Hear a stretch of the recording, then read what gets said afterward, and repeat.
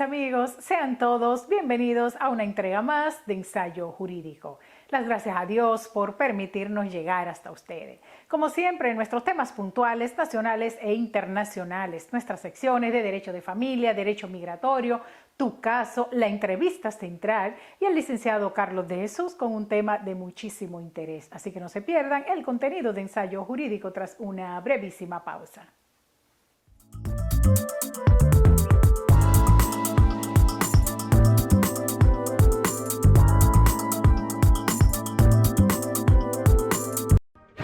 La ley número 210-19 es la nueva disposición que regula el uso correcto de los símbolos de la patria. Son estos: la bandera nacional, el escudo nacional y el himno nacional. Amar la patria es respetar estos elevados símbolos de la dominicanidad. Un mensaje del Instituto Duartiano llega a ustedes gracias a la generosidad de este medio.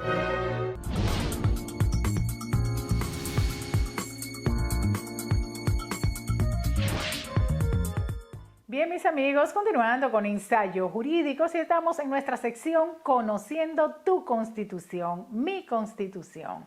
Y en esta ocasión vamos a observar el artículo número 39 que trata del derecho a la igualdad, de ese derecho que establece la propia Carta Magna, donde nos indica que todas las personas nacemos libres e iguales ante la ley. Recibimos la misma protección y trato de las instituciones, autoridades y demás personas y gozan de los mismos derechos, libertades y oportunidades sin ninguna discriminación por razones de género, color, edad, discapacidad, nacionalidad, vínculos familiares, lengua, religión, opinión política o filosófica, condición social o personal.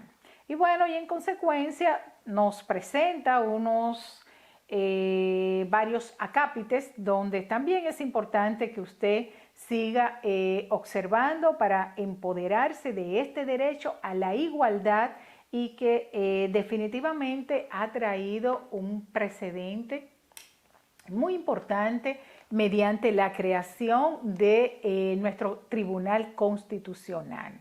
Y si observamos muchas de las decisiones de esta alta corte que han venido precisamente a anular artículos de leyes y resoluciones, reglamentos que afectaban ese derecho a la igualdad. Y bueno, quiero mencionar algunas de ellas, por ejemplo, como han sido las modificaciones, la anulación a ciertos artículos de la ley 1306 bis que rige el divorcio en el país. Y uno de ellos fue el artículo 27 en torno a el divorcio por el mutuo consentimiento o mutuo acuerdo, que precisamente nuestra ley 1306 bis contiene muchísimos acápites antiquísimos y que precisamente por ser una ley que no ha sufrido modificaciones de acuerdo a todo el avance de nuestra Constitución, precisamente desde el 2010, entre otras normas que han sido modificadas, amerita, por supuesto, una mirada en este orden. Pero, felizmente, como decía, que el Tribunal Constitucional está colaborando con esta carga de la antigüedad de esta ley y en este orden el artículo 27 que fue anulado porque precisamente exigía que para divorciarse por mutuo consentimiento la pareja, el hombre no podía tener más de 60 años ni la mujer más de 50 y que además tenían que tener mínimo 2 años de casados. Entonces, precisamente ante la desigualdad establecida en este pronunciamiento del indicado artículo, el tribunal decidió anularlo. También anuló, enhorabuena, el artículo 135 el cual establecía que la mujer tenía que esperar 10 meses para volver a casarse. Una desigualdad total porque el hombre y la mujer se divorciaban, el hombre se casaba a los 2 días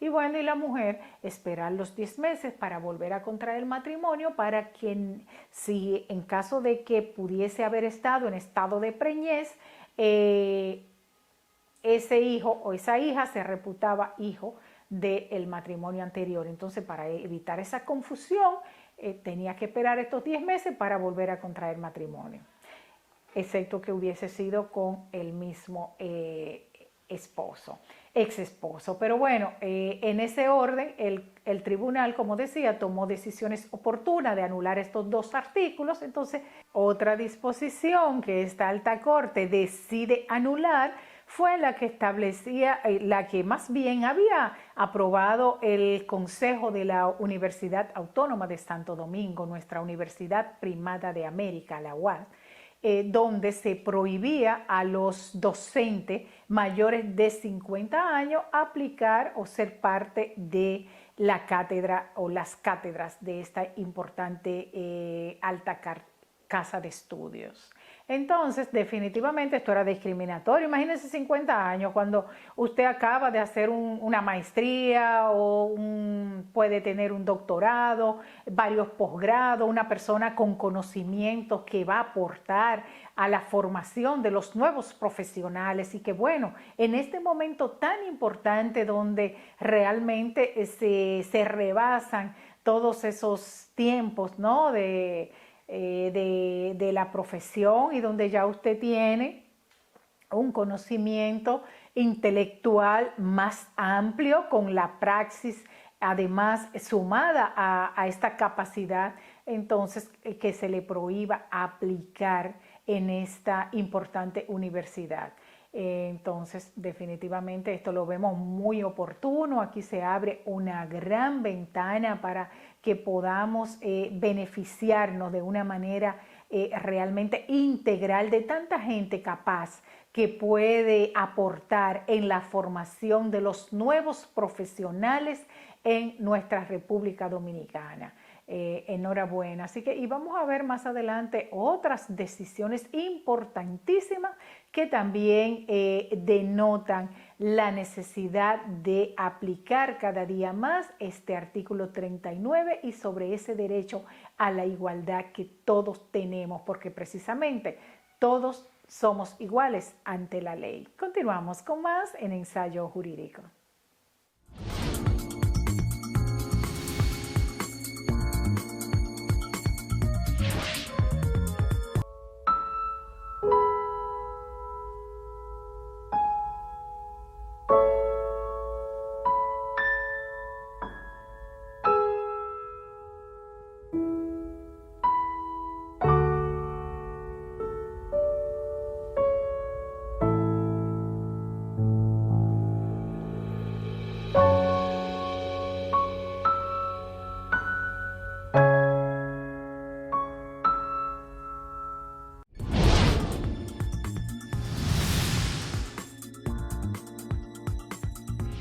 Bien, mis amigos, continuando con Ensayo Jurídico, estamos en tu caso, en esta ocasión, en esta entrega, con un invitado especial, un joven proactivo que de verdad salió de una situación precaria para llegar a convertirse en un gran hombre de bien y sobre todo profesional.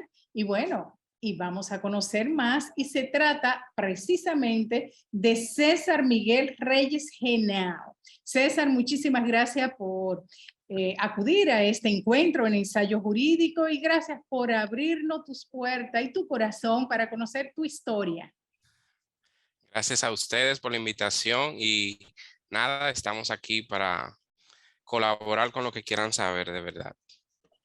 Como decía César, definitivamente nadie mejor que uno mismo para contar la historia, una historia de vida, de esfuerzo, de superación. Pero bueno, he visto, e incluso en los medios, comentar tu llegada a Gualey. Y yo la primera pregunta que me hice, bueno, ¿de dónde viene César Miguel? ¿Qué pasó con sus padres? ¿Y cómo llegas a Gualey? Yo nací en Gualey, exactamente en un lugar que le llaman el Palo de la Garza. Es como bajando por unos escalones, casi llegando al río. Okay. Entonces, sí, ahí me crié desde que nací como hasta los 12, 13 años. Excelente. Y en un entorno realmente tan complejo, tan difícil y tan precario en términos económicos y laborales realmente, ¿cómo tú logras decidir, ¿no? Ser diferente a los jóvenes del sector? Una influencia familiar, cuéntanos un poquito qué pasaba con tu familia, qué tú recibías de la familia, si existía la intención, el tiempo para acompañarte en el crecimiento. ¿Y cómo funcionaba eso? Bueno, lo que yo puedo decir es que quizás suene monótono y siempre es repetitivo lo que digo, pero en ese momento para mí era algo normal. O sea, nosotros vivíamos cerca de un basurero que había ahí, terrible, en un lugar que no había ni siquiera baño. Wow. Y como le dije a varias personas que me han preguntado, para mí eso era algo normal. Yo supe que había algo diferente cuando dos amigos míos me hacen una caja de limpiabota y entonces yo salgo del barrio y entonces que yo veo que hay casas lindas, que hay casas con piso, que hay casas con baño, que hay familias que en realidad tienen otro estilo de vida que no era el que yo estaba acostumbrado. Claro. ¿Y a qué edad recibes esa caja de limpiabotas? La mente me puede fallar porque hace No, mucho no tiempo, pero importa, vamos. yo creo que Claro. tenía de 6 a 7, 8 años, por ahí es que va el asunto. Okay. Entonces, como mi mamá tenía dos trabajos, al principio ya no se dio cuenta porque ella no quería. Pero luego que mi papá se va de la casa, las cosas se pusieron un poquito más complicadas. Y yo sí recuerdo el por qué yo tomé la decisión. Y es que yo le pedí algo a mi mamá, ella me dijo, yo no te lo puedo comprar, pero cuando tú trabajes, tú te lo compras. Yo quería una bota Timberland, recuerdo yo. Y yo lo que tenía Okay. era unos zapatos de charol roto, que se me metía el agua cuando iba a la escuela. Sí. Y entonces, a partir de ahí fue que yo quise hacer algo, o sea, para conseguir dinero. Ok. Y cuando tú recibes esa limpiabota que ya tú estabas yendo a la escuela, ¿cómo entonces se manejaba ese tiempo de tu trabajo, que se convierte en un trabajo, por supuesto, y la asistencia en la escuela? Yo estudiaba en la tarde, entonces yo limpiaba zapatos en la mañana. Yo comencé limpiando primero en el barrio, pero luego unos chicos me decían que se conseguía más dinero en el Conde y eso, entonces yo bajaba toda la 18 por el puente 17 para allá a Guachupita a pie y Okay. me iba por ahí para la zona colonial. ¿Solo lo hacían en grupo ya cuando conocía a otros muchachos que hacían lo mismo? Al principio con los dos que me hicieron la limpiabota, Ok. pero yo solamente podía limpiar lo que ellos me permitían, Ok. porque yo dependía de ellos. Ok. Entonces yo decido ya hacerlo solo, me costó bastante, pero sí, luego, pero uno se va acostumbrando. ¿Y hasta qué edad estuviste trabajando la limpiabota? Edad exactamente no lo recuerdo, pero fue cuando ya no podía, al principio no me calaba que me relajaran Ok. en la escuela porque casi nadie lo sabía, Ok. pero luego ya casi todo el mundo lo sabía, me veían y algo que detonó como la vergüenza, diría yo, es que había una chica, bueno, yo era súper joven, pero yo estaba Sí. limpiando y ella salió y era en su casa y esto me mató. Entonces ya a partir de ahí se supo en el curso completo y yo decido dejar, pero me puse a hacer, según para ellos, algo peor, que fue con un amiguito mío, él tenía una carretilla de madera Ok. y él botaba basura por ahí por el puente de la 17 y me llevaba. Entonces luego volvieron y se dieron cuenta y dejé de botar basura y ahí entonces entró a un colmado, luego a diferentes zapaterías, a un taller de barintería, a un taller de mecánica y ahí fuimos Pues aquí cambiando. adquiriste mucha experiencia, ¿no? En esos Sí, trabajos, así. sí, sí, de verdad que Pero sí. lo más importante, que nunca decidiste abandonar la escuela. Eh, eso por una temporada, pero después sí la abandoné. Ah, ok, le abandonaste un tiempo. Cuéntanos qué pasó ahí entonces. Eh, las cosas se fueron complicando un poquito más. Yo estaba como en octavo, recuerdo. No, ya yo había pasado a primero de bachiller. Ok. Entonces conseguí un trabajo en un picapollo por lo bando con Albertoma, por ahí. Y como era de noche, ya se me complicaba demasiado. Yo entraba a las 2 de la tarde y salía a las 12 de la noche. Y aunque podía estudiar en la mañana, ya no podía. O sea, Era le muy. cogía moral dinero, podríamos decir, o no sé. Se me complicó en verdad. Pero obviamente recapacitaste en tiempo porque vamos a entrar en esa fase donde tú te conviertes en bachiller, luego entras a la universidad. Bueno, Cuéntanos sobre eso. ¿Cómo se dio ese avance? yo recuerdo que no le puedo decir qué me pasaba, pero yo recuerdo que yo tuve un encuentro con un chico al que yo le ayudaba con las clases y él ya tenía una maestría y estaba haciendo un doctorado. Wow. Y él me encontró, yo trabajaba en el mercado nuevo cuando eso, en esa temporada. Y yo recuerdo que yo le dije que me consiguiera un trabajo bueno. Y él me dijo, ¿qué tú sabes hacer? Y yo le dije, bueno, yo sé hacer lo que sea. Y él me dijo, bueno, como tú eres ayudante de cualquier cosa, entonces tú no sabes nada. Yo no te puedo ayudar porque tú no llenas ningún perfil. Y en ese momento yo lo tomé a mal. Claro. Incluso hace poco yo lo contacté para darle gracias porque él fue que me hizo chocar con la pared Ah, ok. y darme cuenta de que algo estaba mal en mí. Entonces ahí yo recuerdo que un viernes, no sé por qué recuerdo que era un viernes, pero era un viernes, yo le dije a mi hermano, uno de mis hermanos, digo yo, Felo, yo voy a hacer algo con mi vida, yo voy a comenzar a estudiar. Y él se echó a reír y yo salí así literal y vi un letrero que decía clases de inglés, como inscripciones de inglés gratis. Ya tú eras Y bachiller. no, todavía no. Ok. Yo comencé a hacer un curso de inglés. Entonces ahí voy a tratar de hacerlo lo más rápido posible. Sí. Conozco a un líder. El profesor era líder de una iglesia. Y él me dijo, mira, ¿tú quieres seguir aprendiendo? Ve a la iglesia que te voy a enseñar a ti solo. Entonces, en la iglesia fue que ya todos esos chicos eran profesionales, se vestían diferente a mí, tenían un nivel un poquito más alto. Yo no me sabía ni expresar bien. Todavía hay mucha oportunidad de mejora, pero ahí ya yo comencé a notar que había una manera diferente de vivir. Claro. Y entonces la pastora siempre decía, usted tiene que estudiar, usted tiene que estudiar. Y ahí fue que un amigo mío me tomó la cédula sin yo darme cuenta, buscó todos mis papeles y me inscribió en la escuela. Y ya lo demás es historia. Qué bien, qué bien. Entonces, ese trayecto de jovencito con esas situaciones, ¿qué influyó tan fuerte en ti para ser diferente? Porque el sector siempre ha sido y es todavía muy complejo, jóvenes usando sustancias indebidas y esto, y la escasez de trabajo. Entonces, obviamente, tú logras ir creciendo por todo la trayectoria que has comentado, pero realmente tenía que existir una fuerza mayor. Sí, Cuando yo hablo de fuerza mayor, yo nada más conozco la de Dios.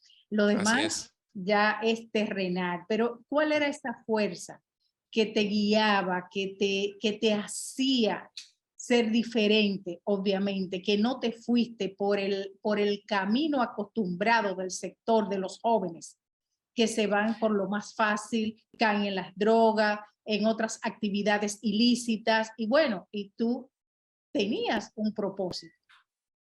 Sí, bueno, yo le voy a ser sincero porque en María Cela no lo pude decir por el tiempo, pero no es que yo no me fui por ese camino, fue que yo no terminé donde todos terminan, porque yo Ok, sí en estuviste. ocasiones, o sea, no fui nunca dependiente, pero por tratar de pertenecer al círculo sí probé en ocasiones. Pero Ok. las dos fuerzas que yo creo en esa temporada que me movían era el odio hacia mi papá. Yo quería demostrarle a mi papá que él no era necesario en la casa. Por el abandono, claro. Sí, porque no lo entendía. Y luego mi mamá, porque yo quería demostrarle a mami que yo era un hombre. Lo que tenía era como 7 años, pero eso era lo que me movía, porque yo recuerdo que la primera vez que yo le llevé, cuando eso existían 5 pesos de papel, Okay. yo recuerdo que yo le llevé como 13 pesos. Y ella me dijo, wow, pero ya mi hombre trae dinero y eso ya. De ahí dije yo, no, yo tengo que seguir haciéndolo así. Eso te hizo pensar en grande. Ujú. ¿Y cómo das ese paso a la universidad? ¿En qué A la universidad te universidad, graduaste? Universidad Abierta para Adultos, guapa Ok, se llama. la guapa, muy Sí. bien. Ese paso yo lo doy cuando ya yo estoy en el bachiller, ya yo estaba aprendiendo inglés y como le Ok. dije, en el círculo de la iglesia, yo veía chicos que ya hablaban inglés, que ya tenían profesión y de todo, y el ambiente, no sé si por presión o por influencia, me fue llevando. Y la misma persona que me inscribió me dijo, óyeme, yo estudio en esta universidad, vamos a darle, pero en ese entonces yo lo que cobraban eran como 4.500 pesos, 6.000, no recuerdo bien. Yo lo Wow, que sé que yo tenía que a veces irme los sábados solamente con el pasaje de ida y a veces yo venía a pie sin comer en ocasiones a veces el sábado completo.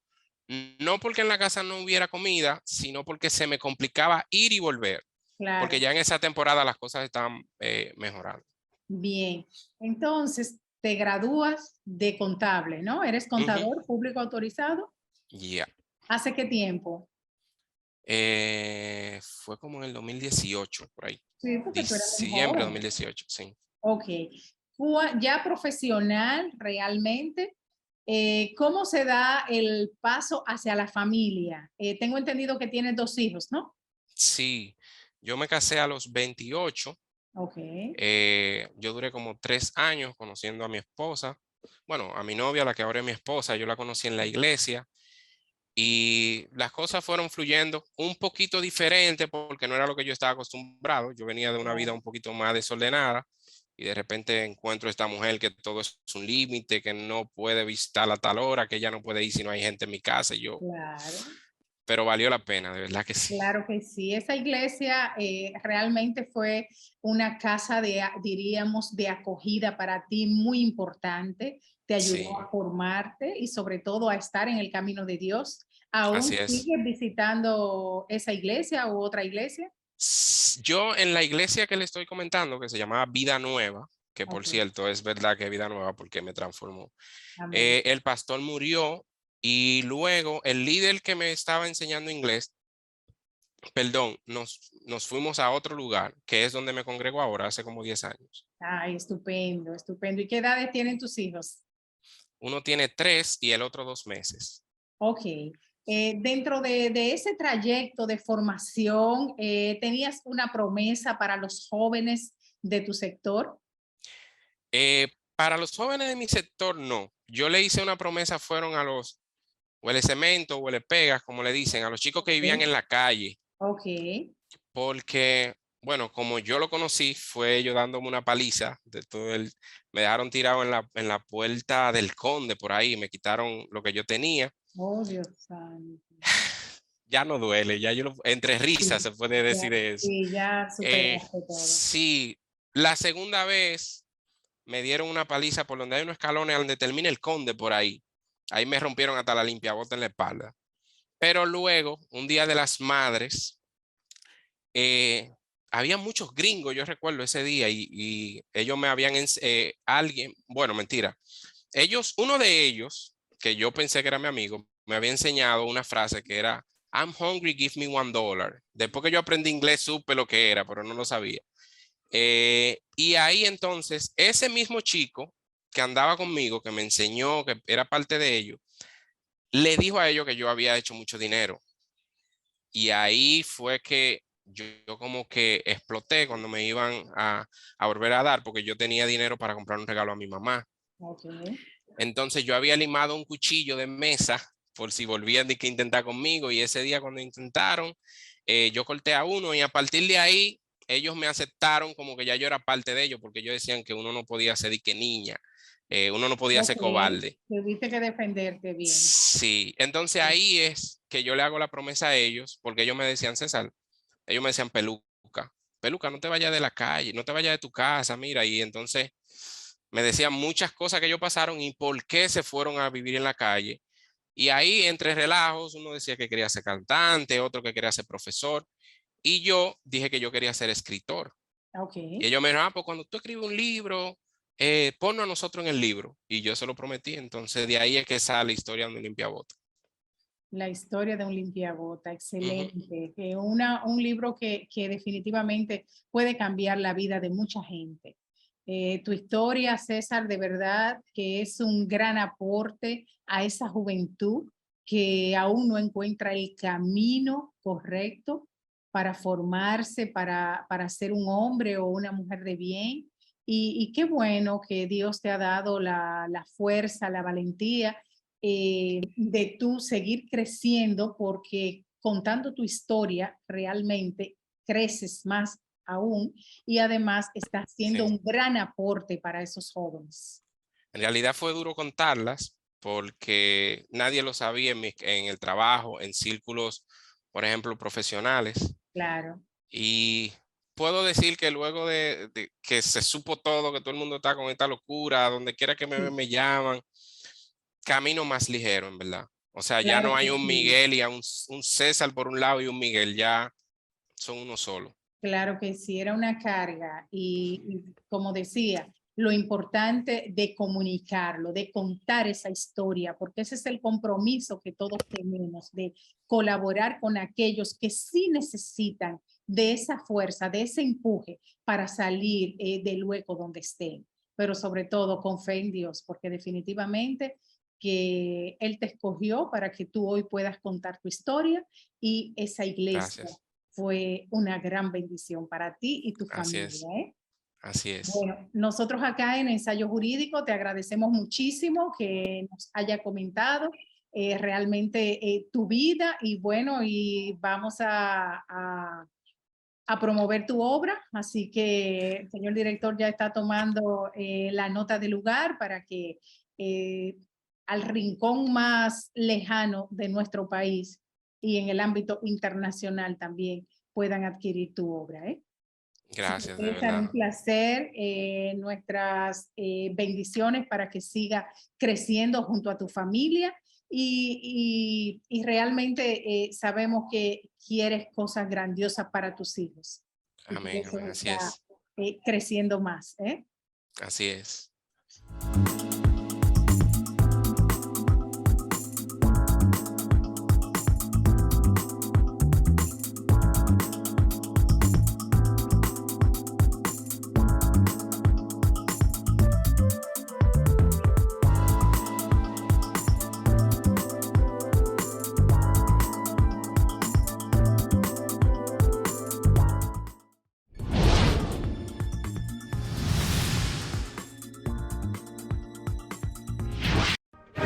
La ley número 210-19 es la nueva disposición que regula el uso correcto de los símbolos de la patria, Son estos: la bandera nacional el escudo nacional. y el himno nacional.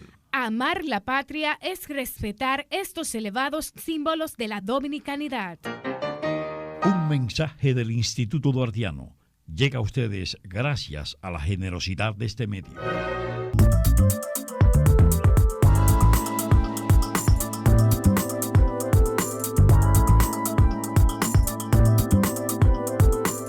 Bien, mis amigos, y vamos a conversar en la entrevista central con el doctor Fabián Melo, exfiscal del Distrito Nacional y reconocido penalista nacional e internacional. Y bueno, nos va a comentar sobre la problemática de la estafa, este tipo penal en el país, ampliamente conocido, por supuesto, porque data desde la historia, pero como siempre, cada año vemos casos emblemáticos y las sanciones están ahí y nos parece que definitivamente por la complejidad del tema y por la estructura que se se plantean y llevan a cabo realmente los estafadores a nivel internacional, porque en todas partes del mundo se da, pero bueno, aquí conocemos mucho el tema de la estafa, también en los negocios, esos negocios piramidales, de verdad, esas pirámides que ofrecen, que engañan de una manera, ilusionando más bien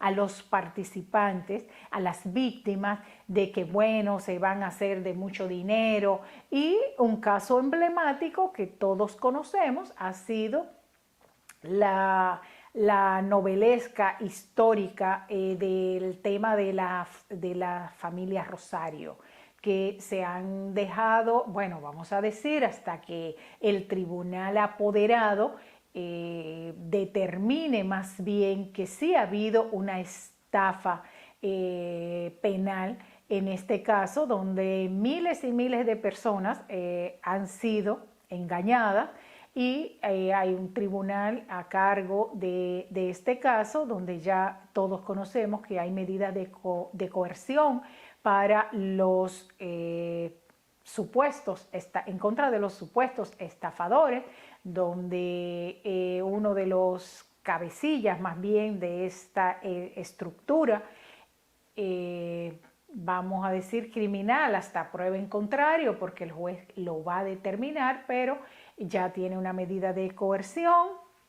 Y desde hace meses también otros integrantes de este grupo guarda prisión. Vamos a conocer penalmente todas las implicaciones que conlleva la estafa per se, pero bueno, este caso que, como decía, ha sido un caso trascendental, el país ha estado de cerca dándole el seguimiento adecuado, pero lo más lastimoso de todo esto, y ustedes van a escuchar al doctor Melo, es como que el régimen de consecuencias para la magnitud del hecho es, para no decir benigno en su totalidad, muy limitado. Por ejemplo, una sanción penal, una condena penal de 2 años o de 6 meses, de 1 año, porque de 6 meses a 2 años es la condena para una persona. Ya todo un estafador profesional, en casos de los estafadores internacionales que se van trasladando de país en país. Me parece que estas personas hacen un estudio de las debilidades de las leyes en Latinoamérica para radicarse en un país. Casi siempre se escapan de la justicia, y en muy pocas ocasiones, si son aprehendidos y sometidos a la justicia como tal, pues van a cumplir condena de 2 años quizás menos, y bueno, y finalmente se alzan con el dinero de muchos ilusionistas que estuvieron abrigando realmente hacer un poco de dinero bajo un negocio con una plataforma de burbuja. Pero este caso, como decía, el caso de los Rosarios va a ser un gran ejemplo para la República Dominicana. Pero lo más espantoso de todo eso es que, como se trata de una supuesta estafa por una herencia, el dominicano conoce mucho los requisitos para una determinación de heredero.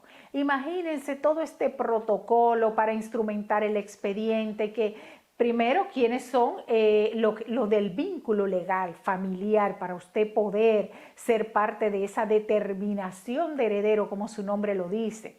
Y bajo el documento por excelencia, que es el acta de nacimiento, y vienen los títulos de propiedad, cuáles son las personas que realmente tienen el vínculo con el finado o con los finados por lo que se va a levantar esta determinación de heredero. Imagínense todo este protocolo, las actas para también ante el registrador de títulos correspondiente, los certificados de estado jurídico de los inmuebles y todo esto, si este inmueble, por ejemplo, fue deslindado. Todo es un protocolo amplísimo. Entonces, ¿cómo de una manera tan fácil usted va a ser parte de una herencia económica donde habría que hacer un curso muy amplio de matemática para poder leer los dígitos de los trillones, billones que supuestamente abarcaba esta herencia. O sea, es una historia que yo creo que definitivamente los psicólogos y psiquiatras de nuestro país van a tener mucho trabajo con todas las personas envueltas en este proceso, tanto los que posiblemente van a ser condenados finalmente y los supuestos beneficiarios de esta herencia. Pero vámonos a nuestra entrevista con el doctor Fabián Melo para conocer más sobre este tipo penal que es la estafa en nuestro país.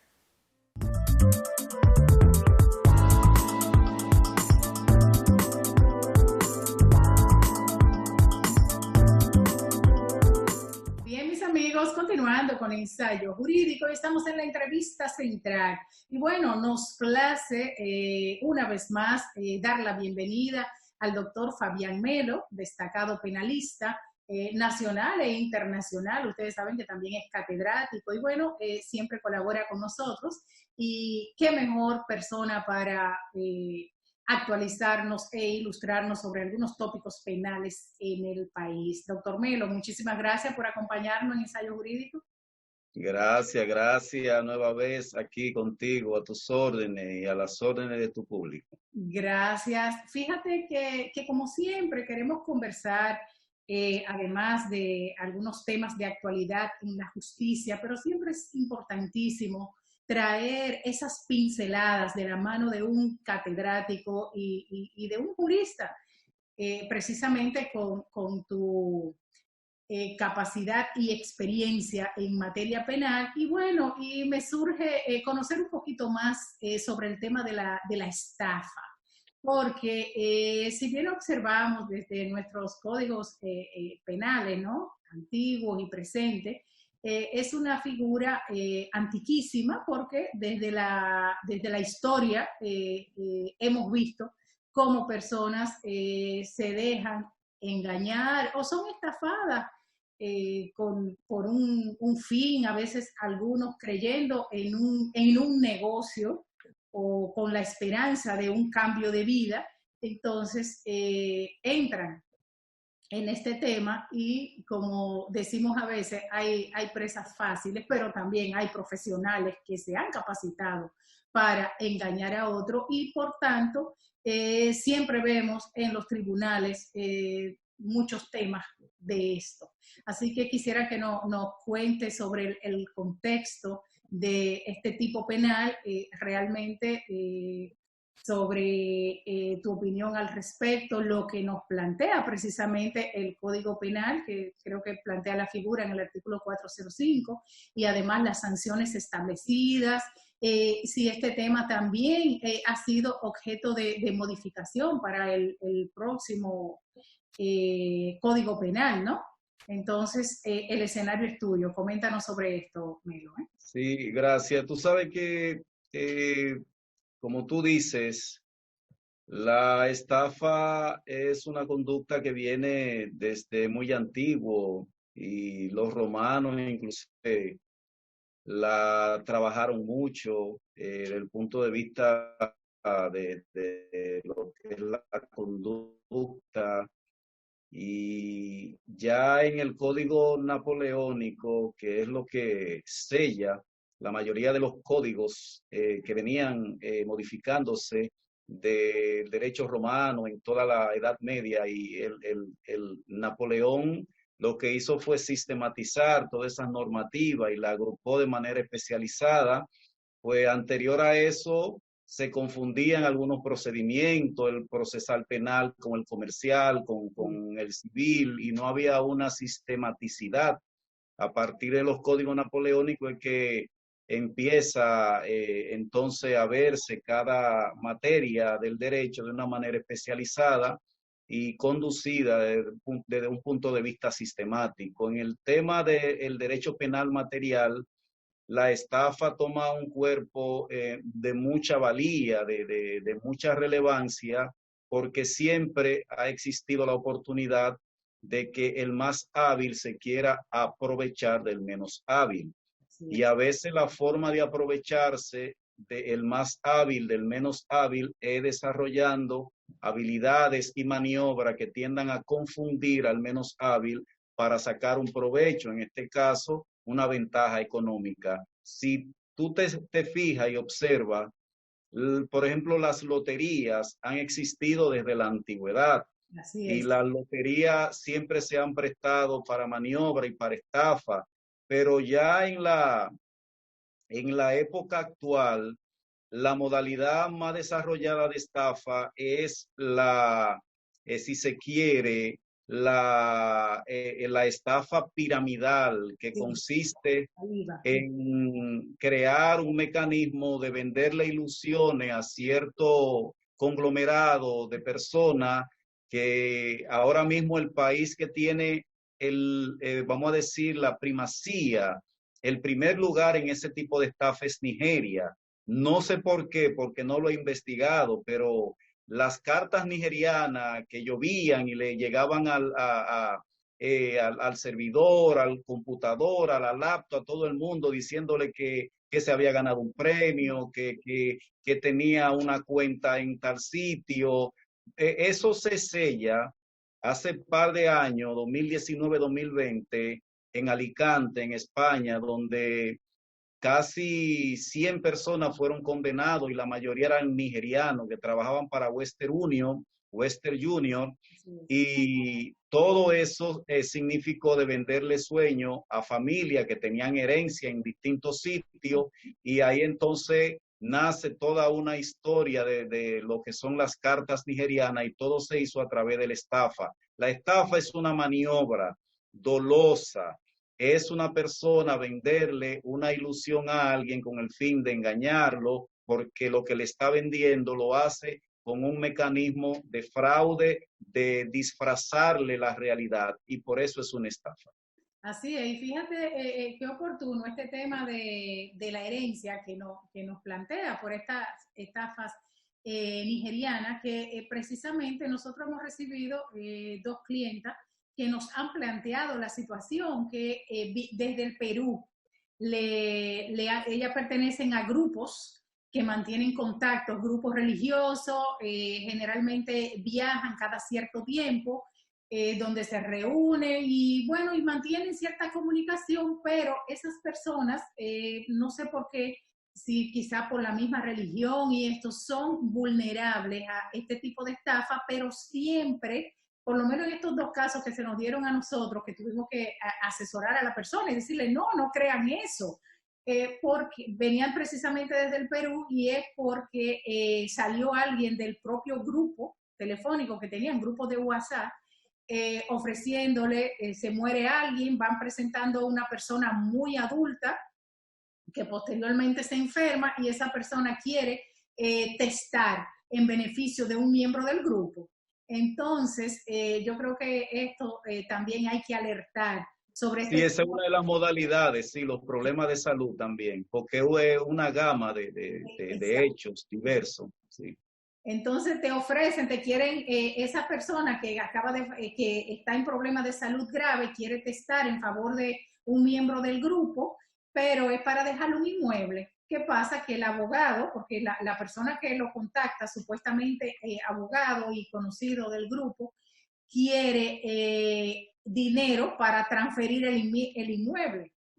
Entonces ahí viene. Sí, porque la estafa consiste en que ellos generan gastos. Entonces le manifiestan a las víctimas que para ellos poder llevar a cabo ese proceso y poder darle la ventaja que le están ofreciendo, necesitan incurrir en gastos, y esos gastos hay que transferírselo por adelantado. Exacto. Si yo le dije a una de las clientes que no quería entender, le digo, pues dígale que usted no acepta el inmueble y entonces reciba dinero líquido y búsquese otro abogado para que le asesore, porque yo no trabajo esos temas.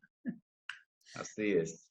Fíjate, Melo, y estos negocios piramidales que realmente llegan, y como el comercio es libre, ¿verdad? El ejercicio del comercio se establecen en el país y cumplen con, digamos que con la ley de sociedades comerciales y de responsabilidades, pues establecen su empresa y comienzan a vender un supuesto producto y a pedirle inversión a los participantes para después precisamente darse esa estafa.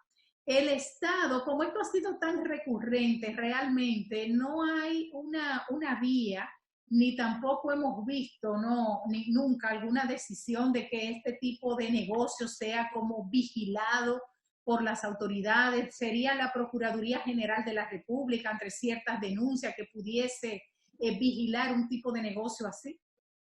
Sí, porque en el fondo, la mayoría de los delitos que se cometen en la sociedad, y más este tipo que podría afectar en cadena un gran conglomerado social, tiene que planificarse la forma de poder evitarlo. En ese caso, me parece que como ya aconteció un hecho que es conocido por todos nosotros, de un abogado que hubo que arrestarlo y todo eso, dentro de lo que es la planificación que hace el Estado a través de su política criminal y la Procuraduría, pues tener algún mecanismo de orientación a la sociedad para que no se deje victimizar de este tipo de maniobra, porque en verdad hasta uno mismo puede ser objeto de una maniobra de esa naturaleza y yo tengo amigos que son abogados que han sido estafados. Claro. O sea, uno no puede pensar que solamente es el que no tiene educación, también una persona con formación en un momento determinado puede ser víctima de este tipo de cosas. Entonces, la Procuraduría tiene mecanismos tecnológicos, tiene organismos que se encargan de poder rastrear este tipo de conducta y así poder evitar que un menor número de personas pueda ser victimizado, porque en verdad esto, borrarlo o eliminarlo es sumamente difícil. Muy difícil. ¿Y las sanciones legales? Bueno, la estafa no es un delito grave. La estafa es un delito que ni siquiera llega a ser un crimen. La pena es de 2 años, pero cuando la estafa se hace en contra del Estado, ya entonces una pena de reclusión. La pena de reclusión son 5 años. Claro. Generalmente la estafa se lleva a cabo en negocios privados. La estafa sale a flote cuando el Estado tiene interés en perseguir, como ahora, casos de corrupción, y en los casos de corrupción siempre hay personas privadas que se involucran y esas personas privadas casi siempre son encartadas por la conducta de estafa porque se le sustrae al Estado patrimonio público a través de mecanismos fraudulentos. Ahora mismo en los casos de corrupción que hay, la mayoría de los que no son funcionarios públicos están siendo encartados por estafa. La estafa en contra del Estado es un delito que lleva una pena de reclusión. Es mayor la pena que cuando se comete entre personas privadas. Y en ese sentido, precisamente dándole una miradita al tema de los encartados, en el caso de la Operación Medusa, lo que estarán o serán algunos condenados, por supuesto, por estafa al Estado. Entonces, esta sanción, vamos a decir que será muy mínima comparada con la gran estafa. Con el daño que harían al país, ¿no? Pero en este caso, yo pienso que no es la única conducta, la única infracción. Y como se trata de un concurso de infracciones, donde también hay asociación de malhechores, hay otro tipo de conductas que son más gravosas, partiendo de ahí, entonces uno piensa que la pena no va a ser necesariamente la de la estafa, porque estamos ante un concurso de infracciones y además también está el tema del lavado de activos, que el tema del lavado de activos no solamente se le puede atribuir a una autoridad pública, también las personas privadas pueden ser encartadas por lavado de activos y aquí hay penas que pueden llegar hasta 20 años. Ok. Ya de hecho ya tenemos fecha para el juicio preliminar de los encartados, como bien señala, del caso Medusa, para 12 de agosto. El 12 de agosto, sí. Nosotros tuvimos una entrevista ese día y se nos preguntaba sobre la cantidad de encartados y nosotros decíamos que los salones del Palacio de Justicia no tenían capacidad para alojar una cantidad de más de 100 personas. En este caso nosotros proyectamos que podrían concurrir unas 200 personas a esa audiencia preliminar y hemos visto en la prensa de hoy que han designado una sala de la Suprema Corte de Justicia de la feria, que es una sala de la Corte Civil que tiene capacidad para 200 personas. Eso es una buena noticia. Claro. Y pensamos que ahí sí puede haber un espacio físico idóneo para que ese proceso pueda conocerse. Qué bueno. ¿Y te parece que eso podría conllevar? Porque es un caso que obviamente por el número de personas que agrupa va a ser un caso trascendental. Es un caso trascendental para el país. Paradigmático, yo le he llamado paradigmático. Ok, pero eso además se puede, de manera administrativa, se podrá designar, diríamos, algunos gestores gerenciales, porque no me imagino jueces que no tienen capacidad gerencial, porque no son entrenados en ese tema, de poder lidiar con toda esa logística. ¿Pudiera existir alguna, diríamos, alguna vía para crear algo administrativo paralelo, no? Sí, yo pienso que ya eso se está produciendo, porque el hecho de proyectar un salón con esa capacidad y mover el proceso del Palacio de Justicia a otros espacios, eso quiere decir que ya están interviniendo personas que tienen capacidad y experiencia gerencial a nivel de lo que son la logística de los procesos. En día pasado nosotros hemos visto, porque hemos participado en casos de muchos imputados y de muchos abogados, por ejemplo, el caso de los pilotos, ahí habían 47 encartados, sí. En este hay 41, con las empresas hay que sube a 63, que son 22 empresas, pero en ese caso habían cerca de 80 o 100 abogados, aparte de los imputados, y eso era en espacios muy limitados. Claro. Entonces, partiendo de ahí, uno veía que se le iba de la mano hasta cierto punto el proceso al administrador de justicia, porque donde hay 70, 80 abogados, la mitad va con una excusa y todo eso tiene que resolverse en audiencias preparatorias que vayan resolviendo todas esas urgencias que pueden haber para que pueda adquirir vocación de conocerse ese proceso. Así es, y de paso no me extrañaría que vincularan hasta salud pública, porque todavía hay COVID en el país. Así es, así es. Es una logística que hay que montar ahí. Sí, no, y hay viruela del mono, hay de todo ahora mismo. Claro, claro que sí. Bueno, Melo, pero la sociedad y nosotros vamos a estar muy atentos a todo este proceso, porque obviamente es historia para la República Dominicana.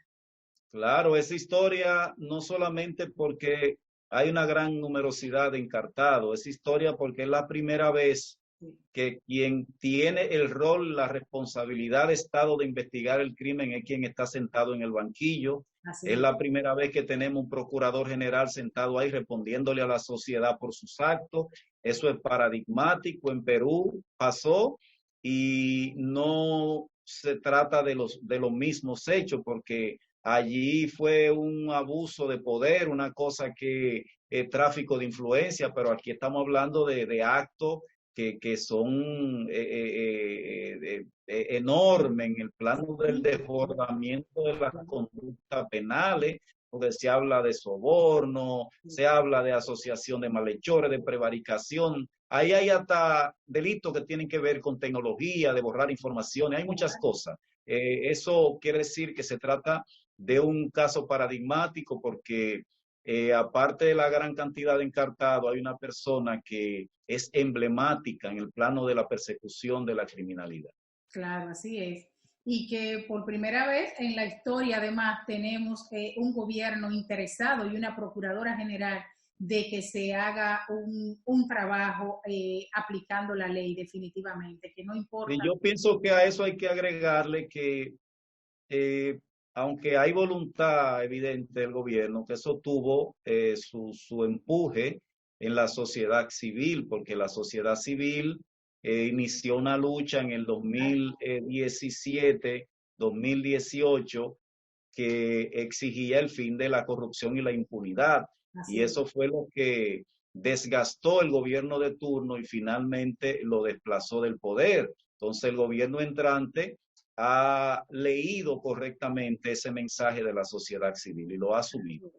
Claro que sí, la sociedad juega un papel muy importante y eso es muy valioso para el país y va a contribuir a que se aplique cada día la justicia. Yo abrigo a que esto siga tomando el curso que espera la sociedad y que cambien muchas cosas en el país que tienen que cambiar, como ese congreso también en otro orden, que aquí se tiene que dar la apertura para que el que quiera ser diputado gane una diputación y no tenga que invertir 20 millones de pesos.